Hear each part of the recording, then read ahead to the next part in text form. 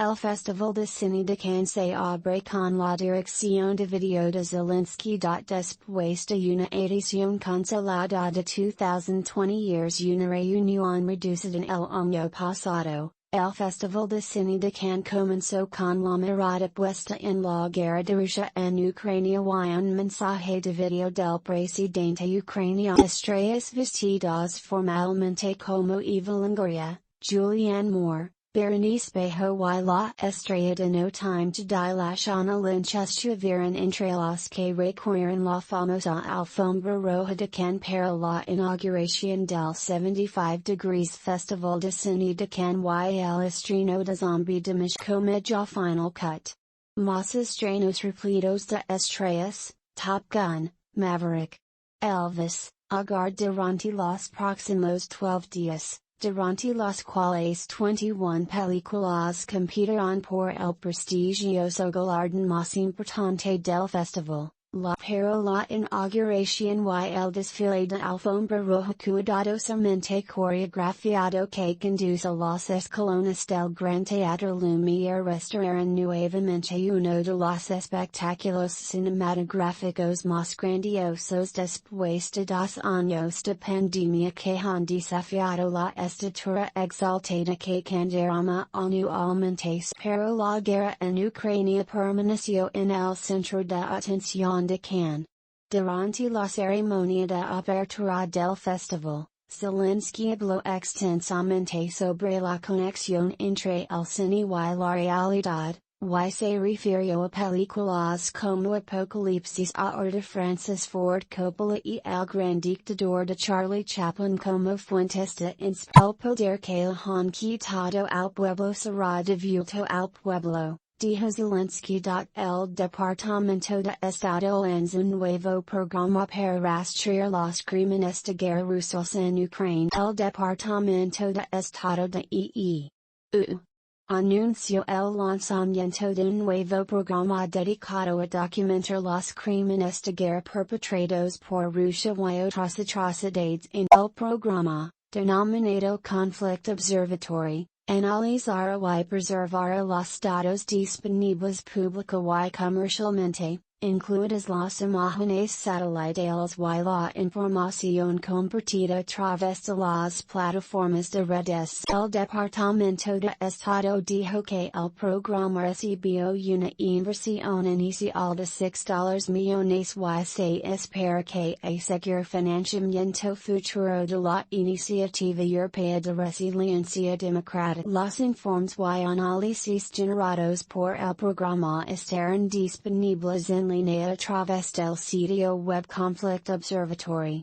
Macron y Zelensky hablan sobre entregas de armas adicionales y la solicitud de Ucrania para unirse la UE. El presidente francés, Emmanuel Macron, habló con el presidente ucraniano Volodymyr Zelensky, según una lectura de la llamada de la oficina del presidente francés. Macron pidió una actualización sobre el terreno, incluidas las evacuaciones de Mariupol y de la planta siderúrgica de Azovstal. También preguntó sobre la necesidad de armas adicionales para las tropas ucranianas. El presidente francés confirmó a Zelensky que las entregas de armas continuarán e incluso aumentarán en los próximos días y semanas, al igual que la entrega de ayuda humana. Los dos presidentes también discutirán la solicitud de ingreso de Ucrania en la Unión Europea. Amnistía Internacional expresa su preocupación tras los informes de que las tropas ucranianas se rindieron en la planta de Azovstal. Amnistía Internacional expresó su preocupación tras los informes de que las fuerzas ucranianas refugiadas en la planta siderúrgica Azovstal de Mariupol se rindieron a las fuerzas armadas rusas. Amnistía Internacional ha documentado ejecuciones sumarias de cativos a manos de las fuerzas separatistas respaldadas por Rusia en el este de Ucrania, así como ejecuciones extrajudiciales de civiles ucranianos a manos de las fuerzas rusas en las últimas. Los soldados del batallón Azov que se rindieron hoy no deben correr la misma suerte, escribió Denis Krivshayev, director adjunto de Amnistía Internacional para Europa Oriental y Asia. Krivshayev agregó que los prisioneros de guerra deben tener acceso inmediato a tratamiento médico y no deben ser sometidos a ninguna forma de tortura o maltrato. Las autoridades pertinentes deben respetar plenamente los derechos de los prisioneros de guerra de acuerdo con las convenciones de Ginebra, dijo, refiriéndose al derecho internacional humanitario. El ministro de Relaciones Exteriores de Ucrania discutió el suministro de armas y las nuevas sanciones con su homólogo holandés. El ministro de Relaciones Exteriores de Ucrania, Dmytro Kuleba, discutió el suministro de armas y la aplicación de nuevas sanciones contra Rusia durante una reunión con su homólogo holandés, VOP. Lo elogió al gobierno holandés por sus esfuerzos para defender la paz en Ucrania y Europa. Nos enfocamos en más suministros de armas, nuevas sanciones a Rusia y el estatus de candidato de Ucrania a la UE. Escribió Kuleba en Yellen dice que UE podría combinar aranceles sobre petróleo ruso con embargo. La Unión Europea podría combinar los aranceles de importación del petróleo ruso con el embargo petrolero gradual que está tratando de implementar para reducir los ingresos energéticos de Rusia, dijo la secretaria del Tesoro de Estados Unidos. Janet. El concepto arancelario se presenta en una reunión de líderes financieros del G7 esta semana como una forma económicamente menos costosa de desviar los ingresos del petróleo de Moscú y producir resultados más rápidos, dijeron funcionarios del TSU. A los periodistas. El plan arancelario tendría como objetivo mantener más petróleo ruso en el mercado global, limitando los picos de precios provocados por un embargo total, al tiempo que limita la cantidad de dinero que Rusia puede ganar con las exportaciones, dijeron la Comisión Europea, el órgano ejecutivo de la UE.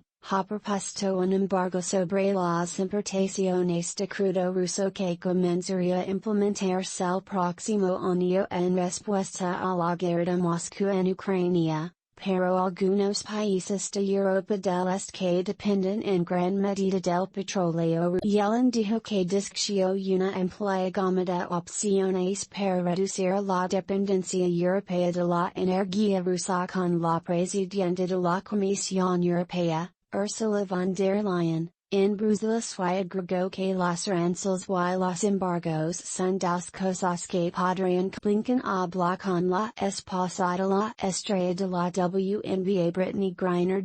El secretario de Estado, Antony Blinken, habló el sábado con la esposa de la estrella detenida de la WNBA, Brittany Griner. Según confirmó un alto funcionario del Departamento de Estado a NBC News. En febrero, la atleta olímpica fue arrestada por cargos de drogas después de que en un registro de su equipaje en el aeropuerto internacional Sheremetyevo, cerca de Moscú, supuestamente se encontraron cartuchos de vaporizador con aceite de cannabis. Dijeron el delito podría conllevar una pena máxima de 10 años de prisión. Blinken le dijo a Cheryl Griner que el caso de su esposa tiene toda su atención y que el Departamento de Estado está trabajando día y noche. Según él, Blinken también le dijo a la esposa de Griner que los dos deberían mantenerse en contacto durante el transcurso de la detención de Griner.